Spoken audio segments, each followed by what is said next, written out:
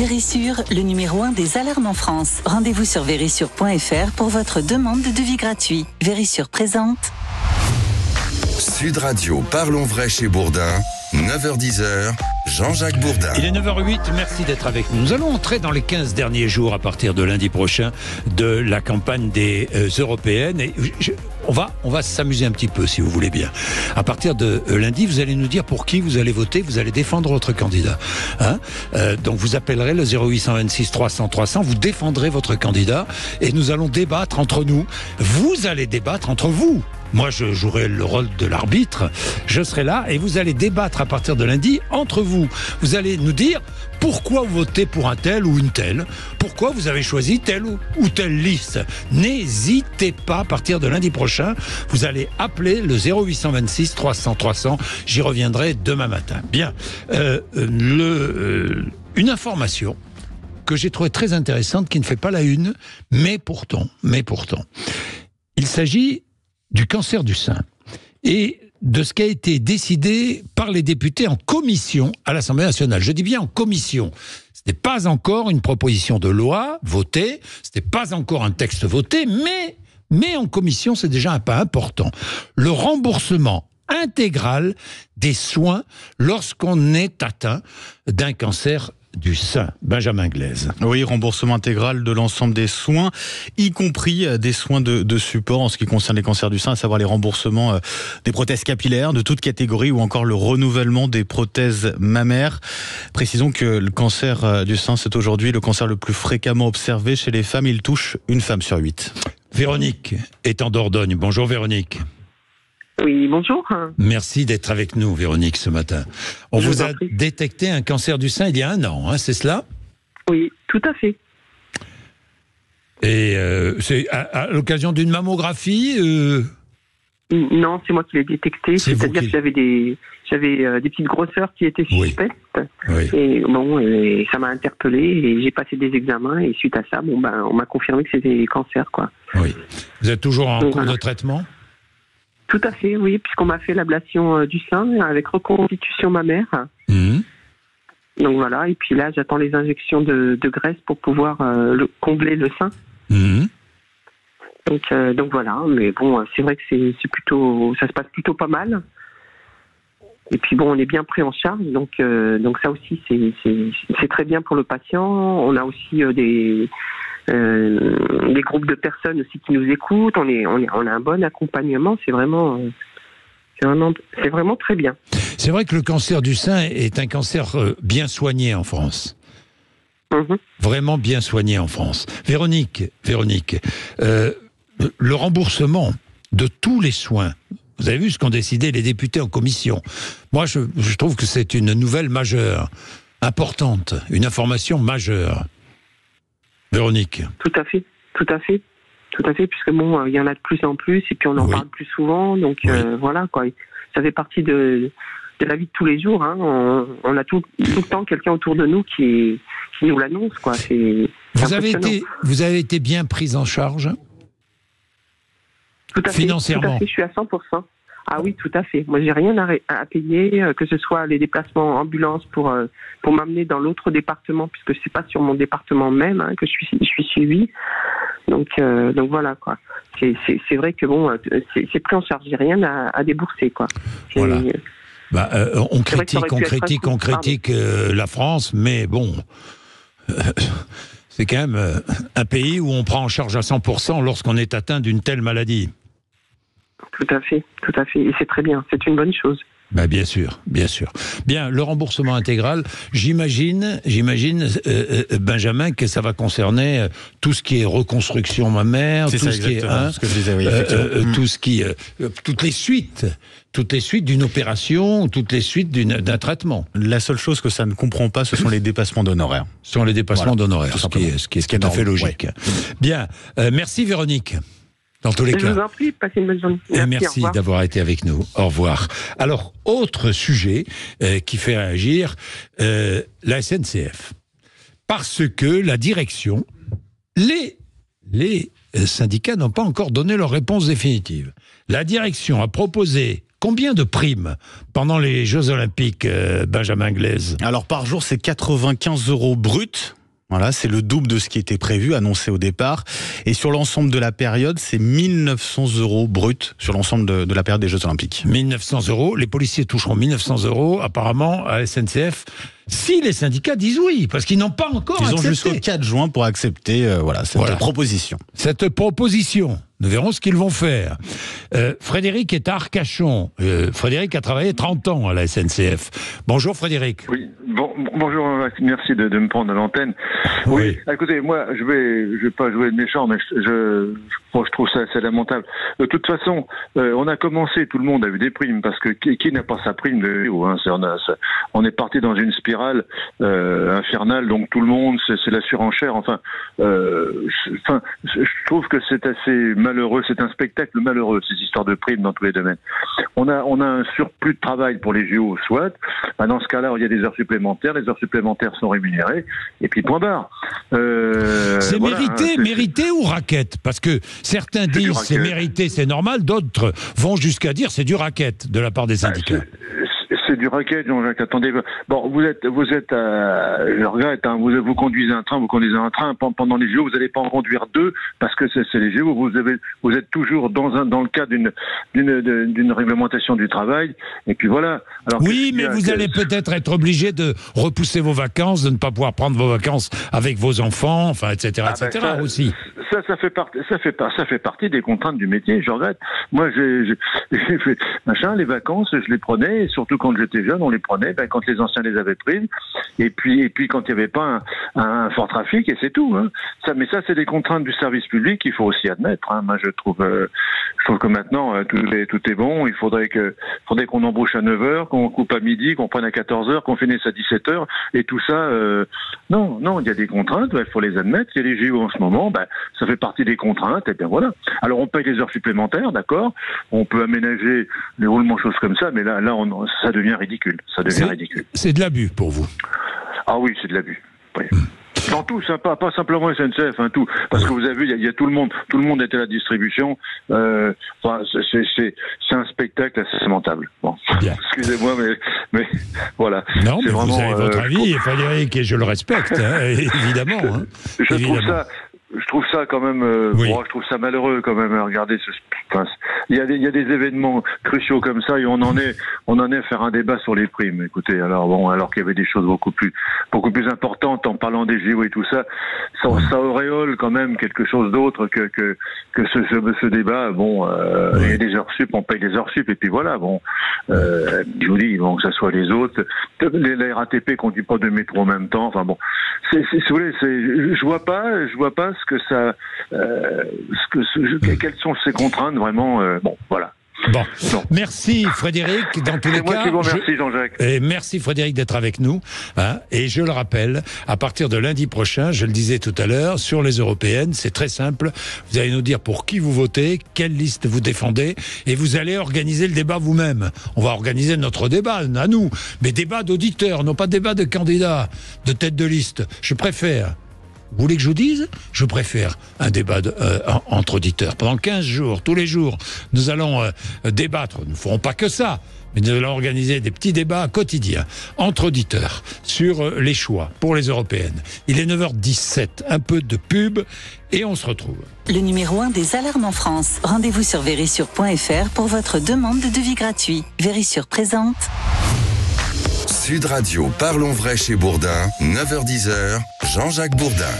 La sécheresse, les conditions climatiques, un constat, de plus en plus de maisons sont fissurées. Benjamin Glaise. Oui, et le chiffre est assez impressionnant. 20 millions de Français au total sont victimes de ce phénomène. Le podium des régions les plus touchées, le centre Val-de-Loire, 67% des habitants concernés. L'Occitanie, 49%. Et la Nouvelle-Aquitaine, pas loin de 47%. Les maisons fissurées, c'est la deuxième cause d'indemnisation pour les catastrophes naturelles en France. Derrière les inondations, principale cause de ces fissures, c'est le phénomène de gonflement, retrait des argiles. Alors, vous imaginez les primes d'assurance. Et vous imaginez l'augmentation des assurances, et certains ne pourront pas s'assurer. n'auront pas les moyens de s'assurer. C'est un vrai problème, ces fissures et ces dégradations consécutives au réchauffement climatique et consécutives à la sécheresse. On va commencer avec Sandrine, qui est dans le Gers. Bonjour Sandrine. Bonjour. C'est la catastrophe dans le Gers, dans votre département, c'est ce que vous dites? Expliquez-moi oui. pourquoi. C'est la catastrophe parce que on a des températures un peu plus élevées, encore que je sais pas trop. Seulement je pense qu'on a même étudié les terrains. Sur les nouvelles maisons, les terrains sont mal étudiés et ça fissure parce qu'on n'a pas été bon, quoi. Parce que vous regardez les maisons anciennes, alors certaines se fissurent. Seulement c'est parce qu'ils ont mis des gargouilles autour. Et du coup, l'eau ne s'infiltre plus dans les murs parce qu'on veut plus d'humidité, alors que les maisons ont besoin d'humidité pour tenir debout, quoi. Oui, les maisons ont besoin de vivre. Oui, une maison a besoin de vivre. C'est comme les insectes à l'intérieur des maisons. Moi, je suis contre la suppression des insectes dans les maisons. Si une maison est saine, il y aura des insectes. Je parle à la campagne. Hein. Bon, il ne faut pas un envahissement, évidemment. Non, mais quand il y a quelques araignées ou je ne sais pas, 2-3 fourmis, c'est pas grave du tout dans une maison. Au contraire, ça veut dire que tout va bien. Sandrine, une maison doit vivre. Le problème, ce sont les nouvelles constructions essentiellement. Oh, je pense, oui. Oui. Après, les anciennes aussi, parce que plutôt que de laisser l'eau ruisseler le long des murs, on a rajouté aujourd'hui des gargouilles. Le problème, c'est qu'on a oublié que nos vieux savaient. Oui. Nos vieux savaient, et s'il n'y avait pas de gargouilles autour des maisons, c'était pas par hasard. C'est parce qu'il y avait besoin que le terrain autour soit humide et que le terrain bouge en même temps, quoi. Oui. Et voilà, on a oublié tout ça. Je crois qu'on a perdu notre bon sens aujourd'hui. Alors justement, restez avec nous Sandrine, parce que Olivier, là aussi, il est à Beaucaire et il est dans le BTP. Bonjour Olivier. Bonjour Jean-Jacques. Bonjour Sandrine. Bonjour. Vous confirmez l'augmentation du nombre de fissures, vous l'avez constaté? Alors oui, on en parle. C'est-à-dire, ça a toujours existé, mais on n'en parlait pas. Oui, c'est vrai. Et comme on en parle beaucoup, on s'aperçoit qu'il y en avait beaucoup. Mais il y en a de plus en plus.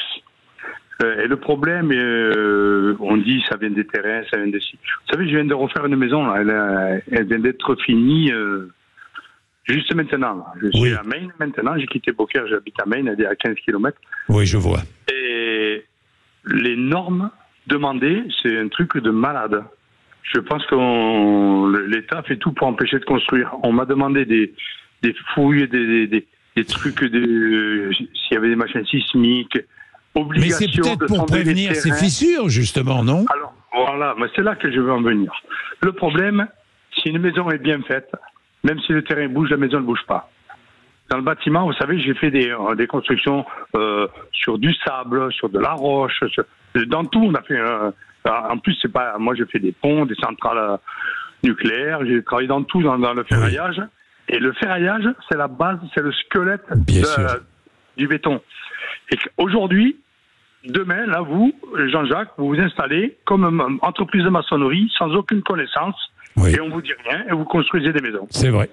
C'est comme le restaurateur qui s'installe sans avoir jamais cuisiné de sa vie et qui s'étonne de fermer 6 mois après. Ouais. Voilà. Oui, mais le problème, c'est que le gars qui fait des maisons, moi quand j'étais jeune, j'ai fait des maisons pour des sociétés fantômes qui n'existent plus aujourd'hui. On faisait des fondations, le gars, je vais avec le tractopelle, il me dit « Oh là là, mais tu te rends compte, on va passer tout le béton entier de la maison dans la fondation. » Il voulait faire une fondation de 25 cm de large. Mais j'ai dit « C'est impossible ça, la maison ne tiendra jamais. » Parce qu'ils économisent, alors ils vendent des maisons pas chères, hein, pas des maisons en carton, mais le problème, s'il y avait, là j'en veux un peu à l'État, il devrait y avoir des moyens de contrôle. C'est-à-dire, on donne les plans, les personnes qui regardent les plans, elles n'y connaissent rien du tout. C'est pas grave, hein, en soi. Mais par contre, quand on fait l'ouverture de chantier, avant de couler le béton, il devrait y avoir un contrôleur qui passe et dire « Oh là là, vous n'êtes pas aux normes, vous coulez rien du tout. » Une bonne maison, n'importe quoi. Une maison bien construite, c'est une maison qui a de bonnes fondations. C'est la base. C'est la base. Mais oui. La base, vous savez, même si le terrain il bouge, vous faites des fondations en conséquence, parce que c'est pas toutes des fondations de 40-40 ou 50-50. Il y a des fondations qui descendent à 1,50 m. Bien sûr. Vous savez, quand on fait un pont, Je l'ai vu à Beauclerc parce que le pont qu'il y a eu, il s'enfonçait. Ils l'ont démonté, ils en ont fait un autre, qui s'enfonce aussi d'ailleurs. Mais on va chercher le bon sol, on fait des pieux. Tant qu'on n'a pas le bon sol, on creuse, on descend des pieux. Les maisons, il y a des endroits, par exemple, où quand sur le sable, moi j'ai fait une usine à Frontignan, mais c'est du sable, c'est sur la plage. Donc on fait des fondations, au lieu de faire des fondations 50-50, on fait des fondations de 3 mètres de large par 1 mètre de profondeur. L'assise est hyper importante, c'est le principal. C'est la cause des fissures, quand c'est mal fait. 1 millimètre en bas, ça fait 5 centimètres en haut. C'est ça, et on le sait. Le problème, c'est qu'il n'y a aucun contrôle. On fait ce qu'on veut, n'importe qui fait n'importe quoi. Et moi, ma maison, quand ils ont attaqué, l'entreprise a attaqué, j'ai dit, vous ne coulez pas tant que je ne suis pas venu vérifier le ferraillage. Mais vous avez eu raison. Pourquoi? Ben oui, mais il dit, attendez, si vous ratez le ferraillage, vous arrêtez la maison, c'est pas la peine.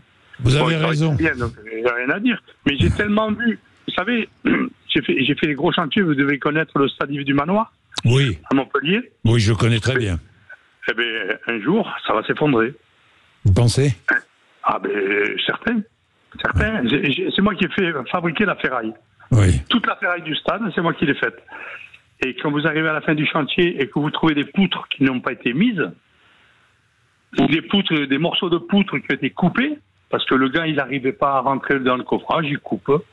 Je vais vous donner un exemple. Sous les escaliers monumentaux, il y a ce qu'on appelle des bandes de noyers qui supportent la charge de l'escalier monumental. C'est un escalier qui fait 2 mètres, 2 mètres 50 de large. Et là-dessous, il y a une ferraille spécifique, un BN, on appelle ça. Mais les BN, elles n'ont jamais été mises. Ben dites-moi, vous nous faites froid dans le dos, là, Olivier. Ah ben, moi, je peux vous dire, par exemple, j'ai fait des poteaux pour le quartier VIP, là. Oui. Donc, des poteaux avec des barres de 20 et des poteaux avec des barres de 12. Et moi, j'ai préfabriqué à l'avancement, donc j'ai en avance. Les gars, ils ont pris des poteaux avec les barres de 12, ils ont coulé les poteaux. Et après, il me dit, il me manque... Mais j'ai dit, mais ils sont pas faits, les poteaux en 20. Il me dit, si, on les a coulés. Mais non. J'ai été voir le conducteur des travaux, et je lui ai dit, il y a un problème. Ils ont mis des poteaux avec des barres de 12 à la place des barres de 20. Oui. J'ai dit, une barre de 12 et une barre de 20, c'est 3 fois plus résistant, une barre de 20.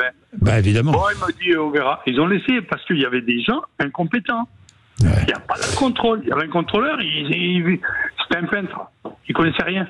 Oui. Donc, on arrive à des trucs graves, hein, mais très graves. Hein. Et je peux vous en citer, hein, le viaduc de Port-la-Nouvelle, par exemple. J'imagine. C'est les gens qui fraudent. Quand je vois ce qui s'est passé en Italie, le pont qui est tombé, oui. Quand je vois que le viaduc de Port-la-Nouvelle, ce sont les Italiens qui ont livré la ferraille, j'ai trouvé bizarre. J'ai trouvé des aciers bizarres. Et j'ai appelé mon patron à l'époque, parce que j'avais un employeur. Très vite, il m'a dit, très vite. Travaille. Et puis 6 mois après, il m'a dit, tu sais ce qu'il y avait sur les barres? Mais les barres de 20, c'était des barres de 18, et les barres de 25, c'était des barres de 22. Ouais. C'est-à-dire que des barres tous les 10 cm sur 400 mètres, il y a des tonnes de ferraille en moins. En moins.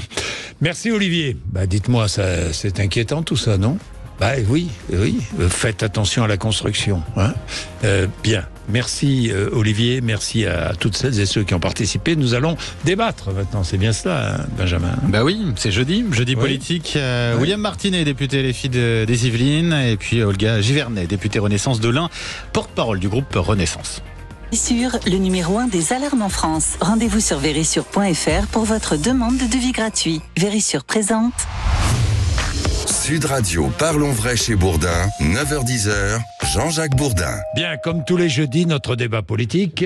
Ce matin, nous recevons 2 députés, parfois 2 sénateurs, parfois 2 députés. Ce matin, Olga Givernet est avec nous. Olga Givernet, députée Renaissance de l'Ain, porte-parole du groupe Renaissance. Bonjour. Bonjour. Merci d'être avec nous. William Martinet, également avec nous, député LFI des Yvelines. Bonjour. Bonjour. Merci d'être là tous les 2. Alors, je parlerai de la Nouvelle-Calédonie un peu plus tard, parce que pour l'instant, rien n'est annoncé. Il faut attendre les consultations engagées par le président de la République. Je voudrais commencer sur ce fameux débat Bardella-Attal ou Attal-Bardella ce soir. Olga Givernet, en voulant ce débat, parce que vous l'avez voulu ce débat, Gabriel Attal a voulu ce débat. en voulant ce débat, est-ce que vous n'offrez pas formidable exposition au Rassemblement national, franchement? Je crois que le Rassemblement national a déjà eu une exposition, les sondages nous le disent, on sent bien aussi sur le terrain quelle est cette tendance, vouloir voter pour l'extrême droite. On s'y confronte depuis de nombreux mois et je crois qu'il faut créer aujourd'hui les conditions d'avoir cet échange franc pour que les gens puissent avoir une véritable exposition de ce que le Rassemblement national a proposé ou ne pas proposer, puisqu'on se rend compte qu'en fait ils proposent tout et leur contraire pourvu que ça plaise et pourvu qu'ils engrangent des votes. Donc je crois qu'il faut vraiment pouvoir dénoncer cela, le mettre au grand jour. Il y a déjà eu plusieurs débats qu'il a d'abord fui, Jordan Bardella, je tiens à le préciser. Maintenant il s'expose et là aujourd'hui le fait qu'il puisse se mettre face à Gabriel Attal, c'est pas la première fois d'abord en plus qu'ils ont ce débat, c'est de porter le projet de la majorité. Mais je comprends le gars Givernet, mais nous sommes en ce moment en pleine campagne pour les européennes, donc ce débat paraît un peu saugrenu, et j'avais encore Glucksmann ce matin, j'ai vu que chez Bellamy on protestait aussi, à LFI on proteste aussi, parce que les autres sont mis de côté. Franchement, non, William Martinet? Bien sûr. Moi, de toute façon, voilà longtemps que je suis convaincu que Renaissance et le Rassemblement national, plus qu'un duel, il s'agit d'un duo. À la fois parce qu'ils ont intérêt mutuellement de se mettre en avant, et aussi parce que sur le fond, on ne le dit pas assez, mais il y a beaucoup de convergence. Moi, à l'Assemblée nationale, quand, avec les parlementaires de la France insoumise, on propose l'augmentation du SMIC, qui est-ce qui vote ensemble contre cette mesure, c'est Renaissance et c'est le Rassemblement national. Pareil, l'indexation des salaires sur l'inflation. Pareil, les prix planchers pour les agriculteurs pour qu'ils aient un revenu digne pour vivre. Donc en fait, sur beaucoup de sujets, ils sont convergents. Et si on réduit le débat démocratique à ces deux mouvements politiques, évidemment, on y perd. Donc moi, le message que j'ai envie d'envoyer, mais je pense que de toute façon, les gens ne sont pas naïfs, c'est ne vous faites pas confisquer cette élection européenne. Enfin, les gens regarderont ce soir, je pense. Oui, mais votez pour ceux qui défendent vos idées. Et si vous avez envie de voter pour un mouvement qui se bat contre le libre-échange, qui se bat contre le marché européen de l'électricité, qui se bat pour la paix en Palestine, par exemple, je prends ces sujets, vous avez une liste avec celle de Manon Bry, qui peut-être sera pas présente au débat ce soir, mais qui, à mon avis, une liste qui mérite soutien et mobilisation populaire le 9 juin. Alors simplement, en fait, pour dire qu'effectivement, on a bien compris que d'autres listes sont contre tout. D'ailleurs, ils votent contre tout. Donc je crois qu'il n'y a pas besoin de faire plus de débats que cela, finalement, pour les gens. Non, il faut être dans la nuance, il faut aussi le Rassemblement national n'est pas contre tout. Alors le Rassemblement national est pour quand ça les arrange, on le voit bien, et ils sont pour la Nouvelle-Calédonie, puis maintenant ils nous expliquent aussi qu'il faudrait mettre en suspens le projet de loi. Donc non, je crois qu'il faut vraiment démontrer qui a une ligne droite et claire, c'est celle de la majorité présidentielle. Gabriel Attal, le Premier ministre, en est le chef de cette majorité, il est là pour porter, et il s'est dit engagé, notamment pour les européennes. Pourquoi c'est important de voter pour Valérie Ayé et la majorité présidentielle? C'est que le président de la République a aujourd'hui une influence certaine en Europe et en France. Mais pour cela, il a besoin d'avoir des relais dans les instances et les institutions. Au Parlement, c'est les députés européens. Sinon, en fait, on va perdre tous les gains que nous avons pu avoir depuis plusieurs années maintenant au niveau international. Alors pourquoi est-ce que dans les sondages, Valérie Ayé patine? Dites-moi, Olga Givernet, je sais pas si c'est Valérie Ayé. On sait que les élections qu'on estime intermédiaires, il y en a qui pensent que c'est des élections de mi-mandat, ce n'en est pas. Il faut vraiment que les gens prennent conscience. Des élections mi-mandat ou pas? Oui, en partie. Moi, je pense que cette élection, elle a une double vocation, à la fois évidemment d'envoyer des parlementaires au niveau européen pour y mener des combats, et il y a aussi un rapport avec la politique nationale. Mais vous savez, il y a plein de sujets sur lesquels ce qui se passe en Europe et ce qui se passe en France est évidemment parfaitement lié. Je pense au sujet de l'austérité. Il y a quelques semaines, au Parlement européen, a été voté le retour et même le renforcement des critères d'austérité. Évidemment, on sait qu'en France, Emmanuel Macron est ravi de pouvoir appliquer cette politique, de couper dans les services publics. C'est ce qui explique en grande partie les difficultés de l'école, les difficultés de l'hôpital. Donc le vote le 9 juin, moi je souhaite un vote le plus massif possible pour la France insoumise. C'est aussi un moyen de se battre sur ce sujet, que ce soit contre Macron en France, contre la Commission européenne au niveau européen, européen, c'est de dire on refuse que cette austérité elle s'applique et qu'elle détruise nos services publics. Il y a une cohérence, je crois, dans ce vote. Oui, il y a peut-être aussi une incompréhension en fait que l'Europe a besoin de la France au sein de ses institutions parce que nous portons une voix universaliste. Nous savons aussi que les pays membres ont tous besoin de l'Europe pour aborder des sujets comme l'immigration, on le sait, le pacte asile et migration est là et le Rassemblement national ne l'a pas voté. D'ailleurs, même la gauche ne l'a pas voté et pour certains, alors qu'ils font partie du groupe socialiste au Parlement européen qui l'a voté, Raphaël Glucksmann. Donc nous, l'objectif aujourd'hui, c'est de démontrer les incohérences des uns et des autres entre leurs promesses et les votes qu'ils effectivement appliquent. Nous avons une ligne droite, la volonté de protéger les Français en s'appuyant sur les moyens nationaux mais aussi européens, parce que nous sommes dans un contexte international qui est très tendu, on le sait, il faut croire en nos institutions et nous avons aujourd'hui des oppositions qui sont prêts en fait à les fragiliser, à les mettre en péril. D'ailleurs, vous avez remarqué, il y a quand même 37 listes qui se positionnent au niveau des européennes en France. C'est quand même incroyable. Je me demande comment les gens vont pouvoir faire la différence.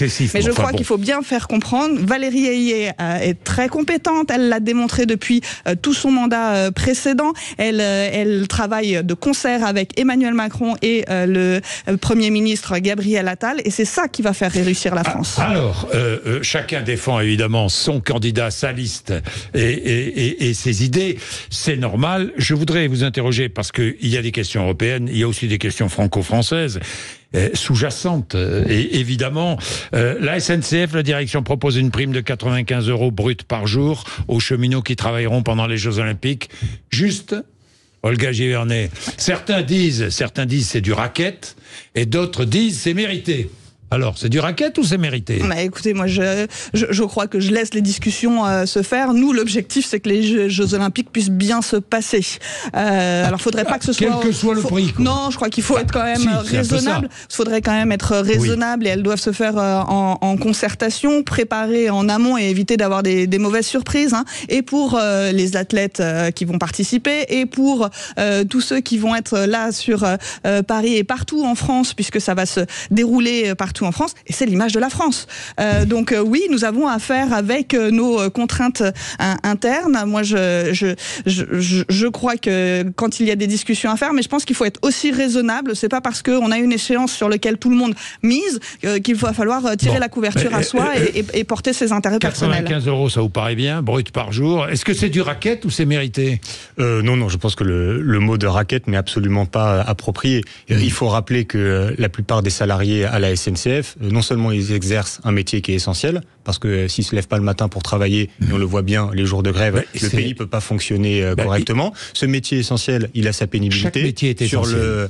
Tous les métiers sont pas essentiels de la même façon. Voilà. Mais celui-là, mais je suis d'accord, il y en a d'autres. Hein. Il n'y a pas que les transports, il n'y a pas que la SNCF, il n'y a pas que les chauffeurs de bus. Il y a aussi la santé, il y a aussi la sécurité. Il y a plein d'autres métiers essentiels. Mais ce que je disais, c'est que c'est un métier qui a sa pénibilité, parce qu'il y a les horaires qui sont décalés, le fait qu'on dorme pas chez soi le soir, tous les soirs. Mais un cheminot pendant les Jeux va pas conduire deux trains à la fois. Une pénibilité un cheminot physique. ne conduira pas deux trains à la fois. Non, mais les Jeux. je dis que c'est un métier qui est pénible et qui mérite sa rémunération. Donc s'il y a une négociation sociale qui aboutit à un résultat positif pour les cheminots, mais je suis très content pour eux. Et finalement, moi, la leçon que j'en tire à destination de tous les autres métiers essentiels dont on vient de parler à l'instant, c'est de dire, voyez, le fait d'avoir des syndicats qui soient forts, le fait de vous mobiliser, le fait d'engager des négociations avec un rapport de force, c'est ça qui fait que vous arrivez à améliorer votre situation. Donc prenons exemple sur les cheminots, c'est un métier essentiel qui mérite d'être mieux reconnu. Et tous les autres métiers qui sont dans cette situation devraient se mobiliser. Moi, je lance un appel à défendre ses droits. Voilà. Je pense, vous savez, déjà dans plein de métiers essentiels dont on parle, déjà le sujet avant même la grève, c'est déjà d'avoir le droit et la possibilité de prendre sa carte à un syndicat sans subir la répression de son patron. Si vous êtes, je sais pas, par exemple, femme de ménage, que vous êtes dans la propreté, que vous travaillez en sous-traitance, déjà juste vous syndiquer, c'est un acte de résistance qui est fort. Et moi, j'encourage toutes celles et tous ceux qui sont concernés à le faire. Bien, il est 10h moins le quart. À tout de suite, petite pause et on se retrouve. Vérissure, le numéro 1 des alarmes en France. Rendez-vous sur vérissure.fr pour votre demande de devis gratuit. Vérissure présente. Sud Radio, parlons vrai chez Bourdin, 9h-10h, Jean-Jacques Bourdin. Bien, avec nous Olga Givernet, qui est députée Renaissance de l'Ain, porte-parole du groupe Renaissance, et William Martinet, député LFI des Yvelines. Question sur l'assurance chômage. Le gouvernement a donc décidé de durcir les conditions d'accès au chômage. Ce ne sera plus 6 mois travaillés dans les 24 derniers mois, mais 8 mois dans les 20 derniers mois. Pourquoi ? Alors, pour l'instant, ça n'a pas complètement abouti. La ministre Catherine Vautrin travaille dessus avec les syndicats, mais on est quand même effectivement sur une volonté de pouvoir effectivement donner des conditions qui puissent ramener les gens au travail plus rapidement. L'objectif, c'est pas qu'ils restent au chômage. L'objectif, c'est de pouvoir retrouver de l'emploi. Donc ça veut dire aussi qu'avec les entreprises, on ait cette possibilité, cette facilité pour le retour à l'emploi, d'avoir une économie qui soit dynamique, qui puisse embaucher. Donc je crois que c'est vraiment d'un côté peut-être les syndicats d'employés évidemment, mais de l'autre côté d'avoir aussi ce deal avec les entreprises sur le fait de pouvoir embaucher. Sauf que vous risquez de laisser sur le côté les plus précaires, les jeunes, tous ceux qui ont des grandes difficultés à retrouver du boulot. Il y a effectivement tout un public où on sait c'est beaucoup plus compliqué. Il y a des filières d'insertion, de formation aussi, et je crois qu'il faut renforcer. D'ailleurs, c'est France Travail qui est là maintenant pour pouvoir assurer cette mission. Et donc, de prendre en compte cela, mais aussi d'envoyer le message que toute personne qui est active, qui n'a pas quitté depuis trop longtemps le secteur de l'emploi et qui peut retrouver du travail, venir apporter sa contribution au sein d'une entreprise, eh bien, il faut qu'elle puisse y retourner très rapidement. Oui, il y a peut-être aussi la volonté de combler le déficit public, de trouver de l'argent.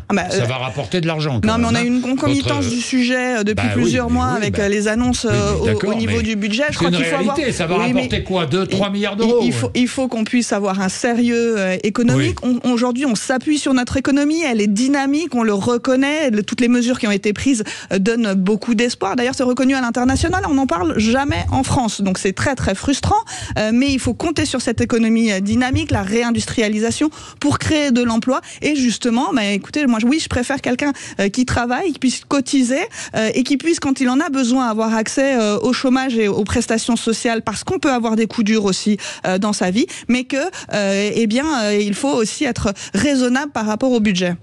William Martinet. À chaque fois qu'on aborde un débat sur l'assurance chômage, moi je veux rappeler une chose, le chômage pour les gens, c'est d'abord une souffrance. C'est la précarité, pour beaucoup d'entre eux même la pauvreté. On ne le dit pas assez, aujourd'hui, 2/3 des chômeurs sont des gens qui ne sont pas indemnisés par l'assurance chômage. Et d'ailleurs, c'est un chiffre qui s'est dégradé depuis l'arrivée d'Emmanuel Macron au pouvoir, parce que les réformes successives, en durcissant les critères d'accès, ont fait que de plus en plus de chômeurs se retrouvent sans ressources. Ensuite, il faut dire, la principale cause du chômage, c'est une évidence, mais c'est qu'il n'y a pas d'emploi pour les gens. Aujourd'hui, le rapport entre le nombre de chômeurs et le nombre d'emplois disponibles, c'est de 1 pour 22. Donc si on veut résoudre le chômage, c'est pas en tapant sur la tête des chômeurs, c'est pas en durcissant les critères d'accès aux indemnisations, mais c'est en ayant une politique qui permet de créer de l'emploi. Et d'ailleurs, ce qu'on constate ces derniers mois, c'est que vous savez qu'en France, le chômage repart à la hausse, malheureusement. Et d'ailleurs là, moi j'y vois une contradiction très forte. Vous vous souvenez, Monsieur Bourdin, de l'argument de la majorité présidentielle au moment de la réforme de 2021 sur l'assurance chômage, c'était de dire, puisque le chômage baisse, puisque la situation est donc plus favorable pour les chômeurs, il est logique de réduire les indemnisations chômage. Eh bien, aujourd'hui, on se retrouve avec un chômage qui repart à la hausse.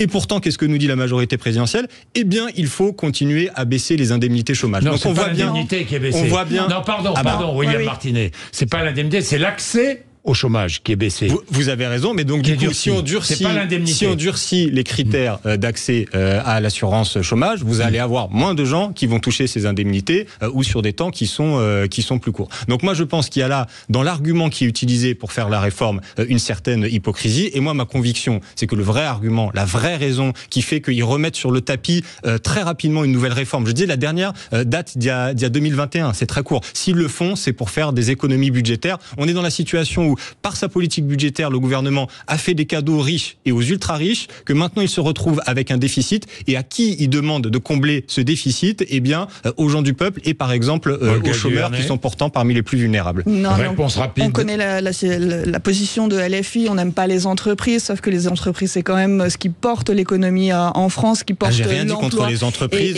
c'était contre toi, contre la Macronie, en l'occurrence, que j'étais critique. Parce qu'en fait, tutoyer, on le sait. Non, mais à l'Assemblée. Mais effectivement, le fait de pouvoir soutenir l'emploi, et quand on dit il n'y a pas assez d'emplois, en fait, c'est pas la situation que moi j'observe. Les entrepreneurs sont plutôt à chercher des gens à employer, donc il faut pouvoir les accompagner et trouver les meilleurs profils et formations. Bien, dernier mot, 1 minute chacun, sur la Nouvelle-Calédonie. Pourquoi je ne consacre pas plus de temps? Parce que Emmanuel Macron vient d'arriver. Qu'a-t-il dit? Priorité des priorités, retour au calme, et ensuite recherche d'une solution politique. Bon, voilà. Bon, pour l'instant, il faut attendre.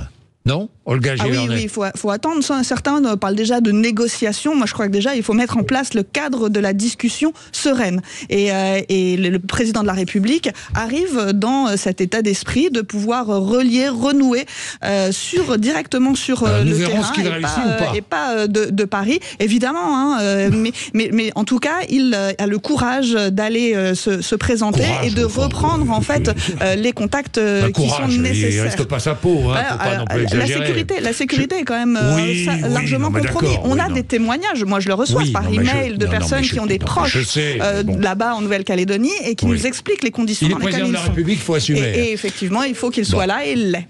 Le calme que tout le monde souhaite. Évidemment, en premier lieu, les habitants de la Nouvelle-Calédonie, quel que soit d'ailleurs leur bord, qu'ils soient indépendantistes ou non indépendantistes. Ce calme, il faut l'obtenir par la négociation politique. Et si on veut lever les barrages, si on veut ramener tout le monde au calme, il faut une négociation politique. Et ça veut dire qu'Emmanuel Macron, et je pense que c'est l'enjeu d'aujourd'hui, il doit arrêter avec ce qu'a été sa position ces dernières années, c'est-à-dire le passage en force, c'est-à-dire le fait d'avoir choisi son camp qui est celui des non-indépendantistes, et le fait, avec ce projet de loi constitutionnelle qui révise le corps électoral, d'avoir mis le feu aux poudres. Donc la meilleure décision qu'a à prendre Emmanuel Macron aujourd'hui, c'est de dire je renoue le dialogue en suspendant, voire même encore mieux, en retirant ce projet de loi constitutionnel. Alors simplement sur le fond, je rappelle, c'est le dégel du corps électoral, ça veut dire en fait de donner la possibilité à des gens qui sont là depuis plusieurs d'années, français, de voter. Une personne sur 5 ne peut pas voter. Comment on pourrait l'accepter chez nous